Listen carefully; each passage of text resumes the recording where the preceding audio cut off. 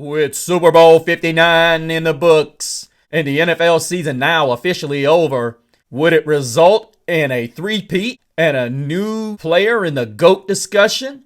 Or would there be a contender that comes out and places its newly earned crown on its head, as well as a new sheriff in the MVP conversation of the Super Bowl? Want to find out the results of Super Bowl 59? Stay tuned to find out on Gridiron Gab Pro Style. The autumn winds move like the thunderous waves of Neptune's sacred palace. And here, amongst the blackened soil, lies the ragged hands, worn, torn, and callous. They await with cunning and vicious prowess, for the warriors have returned.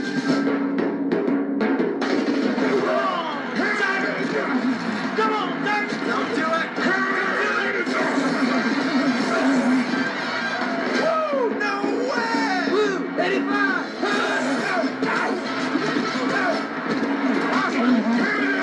Crying out loud!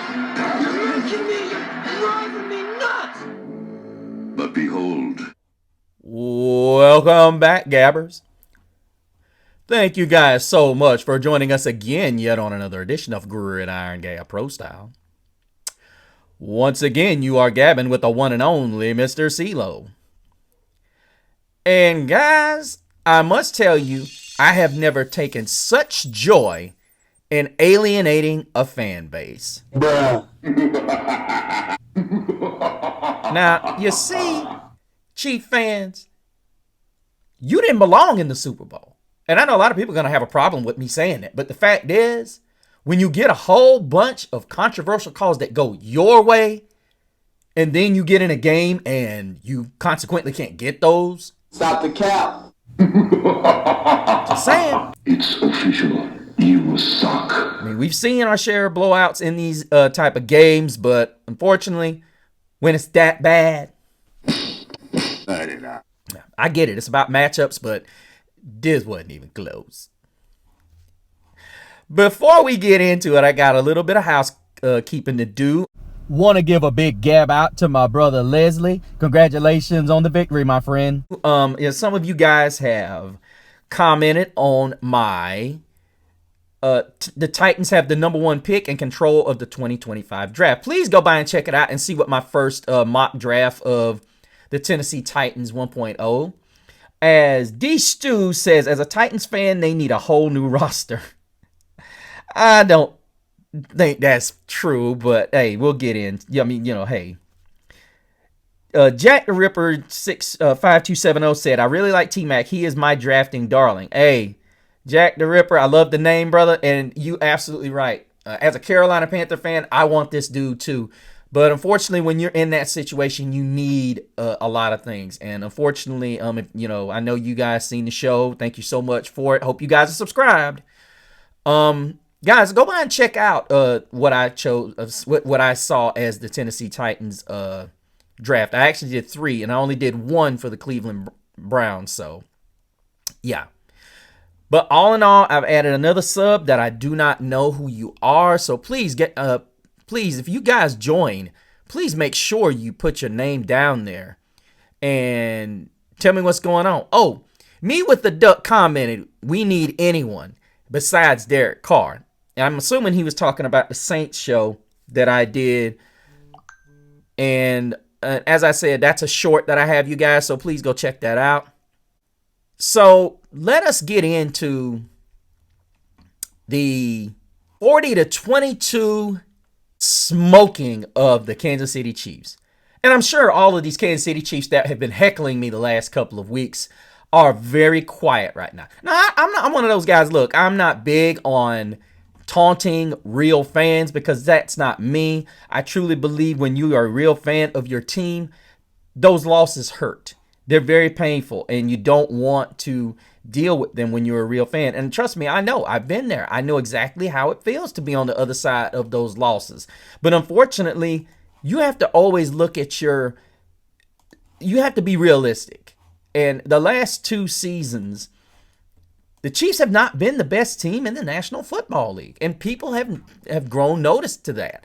And I really did not expect the Eagles to be in the Super Bowl. As you guys looked at the show last year, I had my contenders who would stop the three-peat, and the Eagles weren't one because of their collapse. And I know a lot of Eagles fans out there are like, "Oh, what are you talking? You counted us out." I counted you out because it seemed like there was a separation in the locker room. Like there was issues within the locker room that were going to tear it apart. I mean, let's put it in perspective. You guys that are Eagle fans, you saw where it was. You guys saw where it looked like there was about to be mutiny in that locker room. And all of a sudden, Nick Sirianni brought it from the brink of nowhere. I mean, it looked bad. I mean, it looked like it was a downward spiral happening. But congratulations to Eagle fans, Eagle bloggers, Eagle platformers, as well as Eagle YouTubers. You guys deserve the victory. And as for the Chiefs, better learn humility. Listen, you can't be on top forever. Patriot fans are dealing with that now. There's a lot of Patriot fans that were Patriot fans 10 years ago. They on another wagon right now. So I will say this. If you're a Chiefs fan for life, hey, hopefully this ain't the end. Because we've already seen that, they can go. It's possible that the Chiefs could go out and possibly rip up Myles Garrett in the not free agents, but in a trade. Same with the Eagles. But they've got their share of issues in the offseason now that it has officially arrived. But 40-22 as the Eagles stopped the aforementioned three-peat. And a lot of people were clowning Patrick Mahomes, saying this was the worst game of his career. And as I said, it was synonymous to that Kansas City game where Mahomes was just getting destroyed all night. And it was like he was running for his life and just had no relief for his offensive line. But let's keep it real. This offensive line was sus all year. And the truth of the matter, you look in the Houston game, there were a lot of calls that did not go the Houston Texans' way. You're not going to sit here and tell me that you can block Danielle Hunter and Will Anderson all night. And the reality of it was the Eagles were screaming down that line. And then the other aspect of it is the two big guys in the middle for the Philadelphia Eagles that were just absolutely destroying the offensive line in Jordan Davis and Milton Williams. These guys were just absolutely on a rampage last night. You sit and you watch these guys just going out there, putting their thing down. Even Jalen Carter, who didn't have a stat, but you know how this guy is. He's just one of those disruptors out there. The two Georgia guys in the middle of that defensive front. And if you guys watch my show, you guys understand that I like having two big 300-pound plus defensive linemen in the interior, especially guys that with the strength of Carter and Jordan Davis. These guys were in Mahomes' teeth all night. He couldn't get anything done. That's right. And the reality is everybody's talking about how Mahomes was terrible. This offensive line for the Chiefs, they've gotten away with a minimal offensive line. Because if you watch the Chiefs, they continuously drafted either edge guys or cornerbacks in there with their first round pick because they picked so low. And now it's a situation where you have to look at it as a Chiefs and you have to think, we got to fix this line. Because as I said, when you're the champ, everybody's building to beat you. That's what they're doing. They're building to beat you. Even if you're the worst team in the league, that is the blueprint. Teams are trying to blueprint to beat you. But let's go down it. The Philadelphia Eagles, and they just dominated this football game. I think Steve Spagnuolo came in here with the game plan, and they talked about it at the pregame. We got to stop Saquon Barkley. Okay, 25 carries, 57 yards. Jalen Hurts just ran 11 times for 72 yards and had a score. Sirianni and Kellen Moore, we'll go ahead and say it. Congratulations. He's probably going to get hired as the New Orleans Saints coach. I love how the Saints are doing this. They're taking their time. They're going to let Kellen Moore soak up all he can.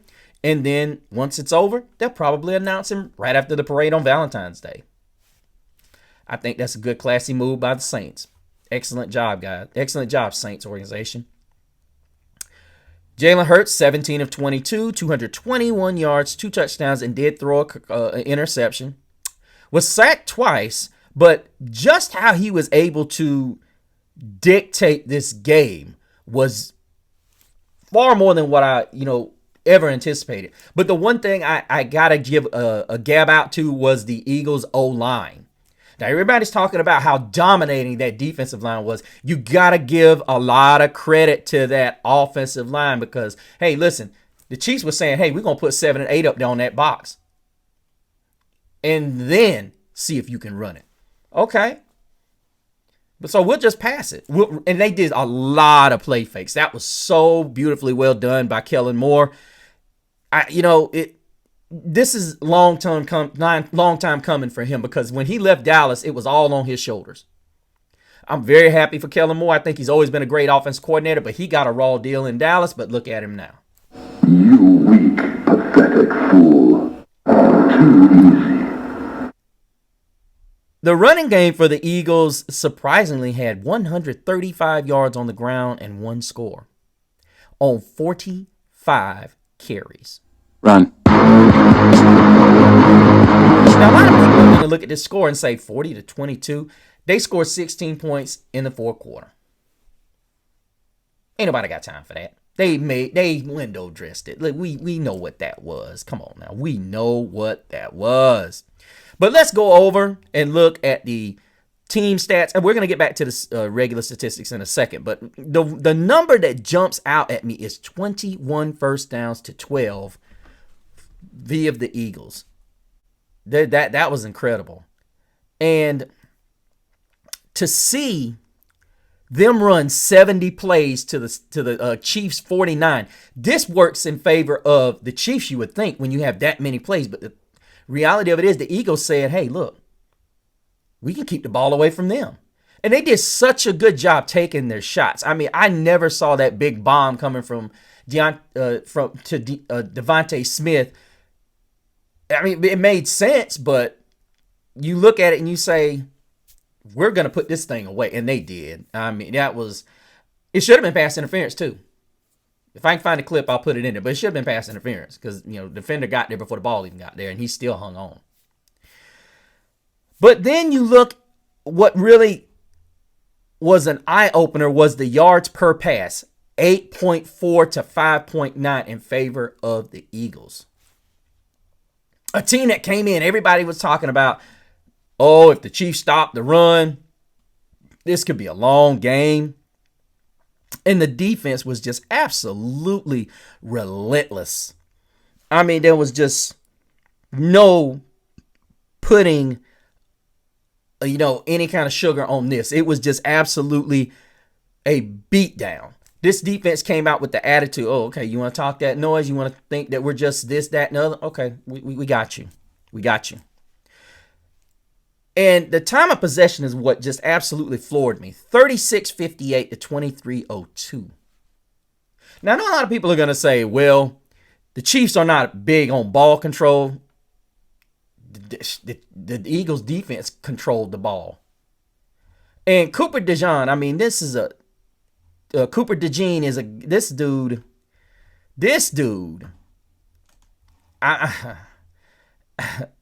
How do you let a guy like this skip as far down in the draft as you do? I don't know how you do that. I mean, and the Eagles snagged this dude. He is just absolutely just a dog.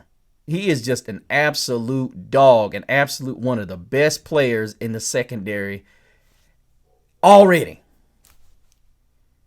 You can't say that a rook at his position is already one of the best at the position. People are sitting there and they'll say, well, his stats don't really show it, but I beg to differ. This is a dude that had 4 pass breakups in the postseason and an interception that was a pick 6. See, great players are made in great situations. Cooper DeJean is going to be one of those guys that knows how to step into these tight situations and make the most of it. 2nd round pick 40th pick in the draft by the Eagles. Dude read Mahomes like a book. Just read him like a book. And needless to say, when you can make one of the greats via the pass rush, make a mistake of that magnitude in the game of that magnitude, trying to get some kind of positive things going, hey, that sets the bar where other cornerbacks have to reach. You a rook. You ain't supposed to be coming out there just doing your thing like that. But the reality of it is he's one of those guys that has made a name for himself. Not just on the Eagles defense, but all over the league.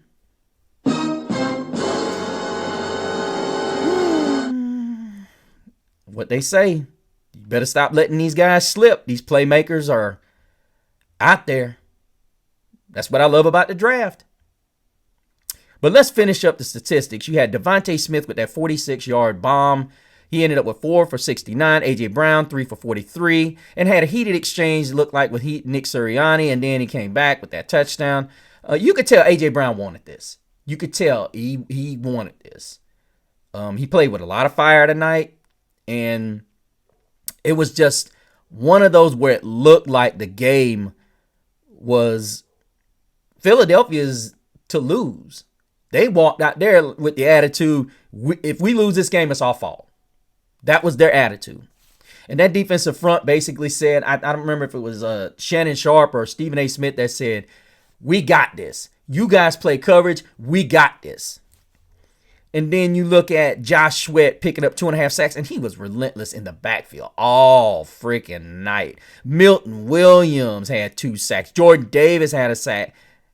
Hunt had a half sack. And I mean, you just had relentless pressure. And here's the reality. They didn't blitz.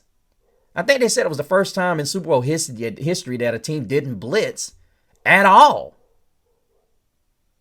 That's a defensive coordinator's dream, to be able to get pressure with, and the type of relentless pressure that Mahomes was under. Telling you, Eagle fans, Chief fans, I'm telling you something. Y'all wasn't ready for that smoke. Wasn't no zebras helping you that night. The only way they was going to get you in, y'all were lined up off sides 2 or 3 times. Yeah, helmet over the football. That's off sides. But let's look at the reason I believe that the Chiefs ultimately failed in this game. I remember hearing somebody say that they did not run the ball enough. Well, in their defense, they had no running lanes. And ultimately, when you got a team that's as locked in against everything, you got to be creative. And with Mahomes, I felt like Andy Reid got out-coached in this one. And I know a lot of people are going to say, how could you say Andy Reid got out-coached? Well, it's simple. You made some adjustments. Xavier Worthy ended up with 8 for 157 and 2. And that was it. I mean, this should have been, when Devontae Smith caught that 46-yarder, the question should have been, what are we doing with Worthy? You waited till the game was out of reach and then decided, hey, I'm going to throw this thing to the fastest guy on the field.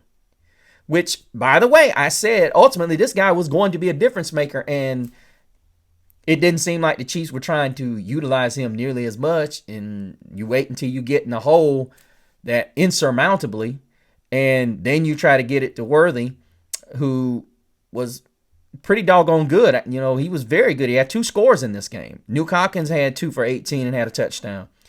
You look at all of these guys that they had, and it's like, how do you cover all of them? Easy. Get to Mahomes first. Mahomes also had a fumble in this game, which was just another jailbreak by that front 4 of Philadelphia, and they just were relentlessly on his hiney. Drew Tranquil for the Chiefs had a sack. Notre Dame, gab out. George Karlaftis, the Purdue product, had a sack in this game. And they had a total of 2 sacks in this game.